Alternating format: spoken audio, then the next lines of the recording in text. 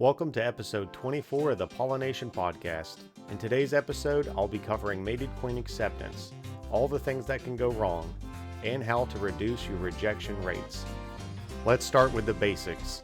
Queen acceptance is not just about placing a new queen in a hive and hoping for the best. It's a process deeply rooted in honeybee biology, especially in the chemistry of pheromones. Worker bees use pheromonal cues to recognize their queen. If those cues are weak, unfamiliar, or disrupted, the colony may treat the new queen as an intruder. That's why understanding the factors that impact pheromone recognition is essential. A mature queen emits a strong combination of pheromones, signaling her fertility and health. A colony accepts her only when these signals are received and interpreted correctly by the worker bees. Pheromones like 9-oxodecanoic acid, a key component of the queen scent, and queen mandibular pheromone, which coordinates colony behavior, are crucial. These are spread by workers who interact directly with the queen and pass those signals through the hive. Any disruption in this transmission, whether due to the queen's health or environmental contamination, increases the risk of rejection. Bees also use these pheromones to suppress queen cell development and maintain colony cohesion. A lack of this chemical messaging system can cause confusion, leading workers to act as if they're queenless. This process begins as early as the queen's mating flight. If the queen does not return from her flight with successful mating, or if her pheromonal output is low due to poor mating success, the colony's ability to recognize her as a reproductive leader can be compromised from day one. Furthermore, queen pheromones play a central role in the colony's behavioral rhythm. They influence everything from foraging patterns to the age-based task division of workers.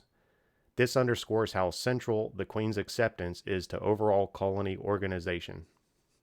Nestmate recognition is critical for colony survival. After all, with thousands of individuals and constant traffic at the hive entrance, bees need a reliable way to tell friend from foe. And the answer lies in chemistry. Bees use a complex blend of odors, kind of like a colony's signature scent. These odors come from multiple sources. Some are genetically determined, others are picked up from the comb, and a few are influenced by the environment, like the flowers they forage on. Let's start with the wax comb. It's more than just a nursery and food pantry. It's actually a chemical billboard. Newly emerged bees learn the scent of their comb within an hour, and that scent becomes part of their own identity.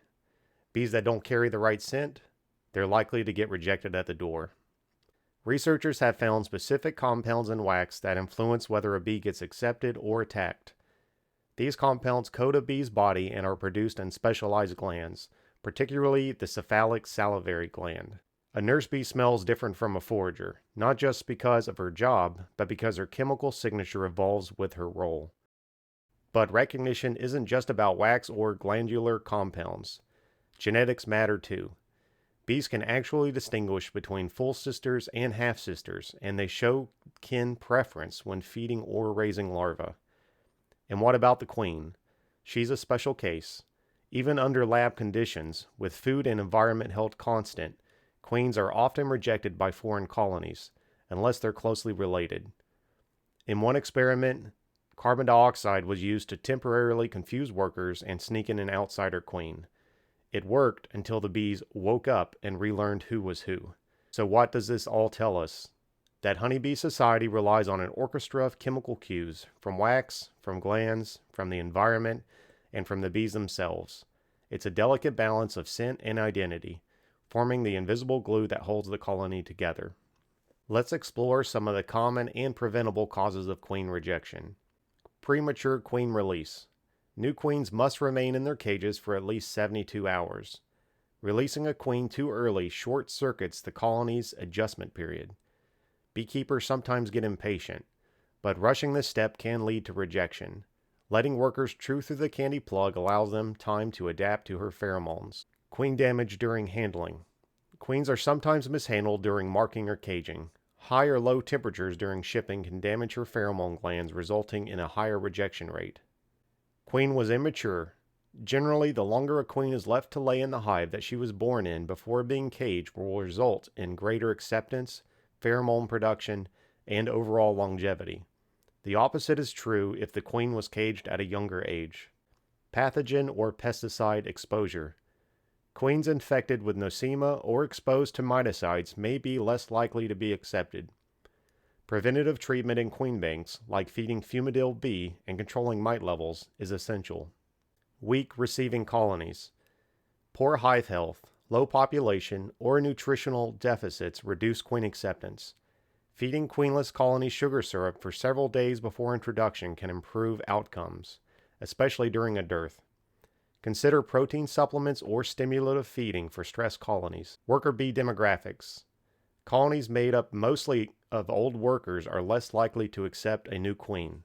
This is common when beekeepers try to save broodless, queenless hives. Younger bees are more receptive. Adding frames of young bees or brood from donor colonies can improve success. Genetic incompatibility. Bees can tell when a queen doesn't belong. For example, introducing a purebred Italian queen into a purebred Russian colony often fails. Hybrid queens or preceding the colony with brood from the queen's line can improve success. Robbing. Stress from robbing behavior dramatically reduces queen acceptance. Robbing disrupts normal hive behavior and makes workers hyper-defensive. Manage entrances during nectar dearths to reduce robbing stress. Even if a queen is initially accepted, she may still be replaced, a process called supersedure. Poor queen rearing, temperature stress, or just bad timing can trigger this. Supersedure cells may appear shortly after introduction, especially before the queen has a chance to lay viable brood. But don't panic. This response often fades once her larvae begin emitting young brood pheromones. That chemical signal tells workers the queen is doing her job. Physically removing early supersedure cells can sometimes halt the process, but close observation is key and beekeeper intervention may be necessary. Bees today face complex chemical environments, synergistic effects, where multiple chemicals interact to create unexpectedly high toxicity, are a growing concern. That includes residues from herbicides like glyphosate or agricultural defoliants. Rotating old culm out of use can reduce long-term toxic buildup in hives, especially in brood chambers where residue accumulation is highest. More research is needed, but minimizing chemical exposure throughout the queen's development and introduction process is simply good practice. Best practices for queen introduction. There are two schools of thought on when to introduce a new queen. One says wait just 15 minutes after removing the original queen before introducing a new one. The second school of thought says to wait a full 24 hours. Both methods can work. The key is deciding which method is best for you and your bees. Like temp queen, an artificial queen pheromone can extend the window in which a colony remains queenless without being under stress. When it comes to installing a new queen, push the queen cage either into the comb or wedged between the top bars near open brood with the candy side down and mesh exposed. This ensures worker contact with the queens and easier pheromone transmission and reduces the risk of the candy plug melting backwards onto the queen. Avoid the hive lid in high heat. Extreme temperatures above can cook your queen.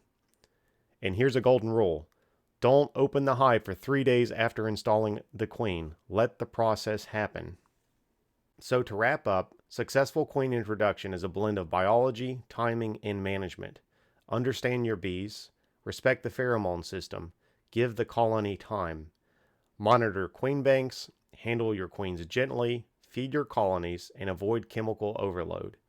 A well-accepted queen is worth her weight in gold, not just in honey, but in colony strength and survivability. And getting her accepted is more about preparation than luck. Thank you for joining me on episode 24 of the Pollination Podcast. I hope some of these tips and tools that I've covered will help you improve your queen acceptance. Please understand that the science of queen acceptance is still ongoing. There's still many things that we don't know. We can do everything correctly as far as we know and still get low acceptance rates. Hopefully some of these tips will help you improve your acceptance and reduce your overall rejection rate. Thank you so much for joining us today on the Pollination Podcast. I'm Matthew Walker from Walk in the Woods Apiary. We hope we have answered a few of your beekeeping and pollinator questions. Please share your questions and comments to our Facebook page at the Pollination Podcast.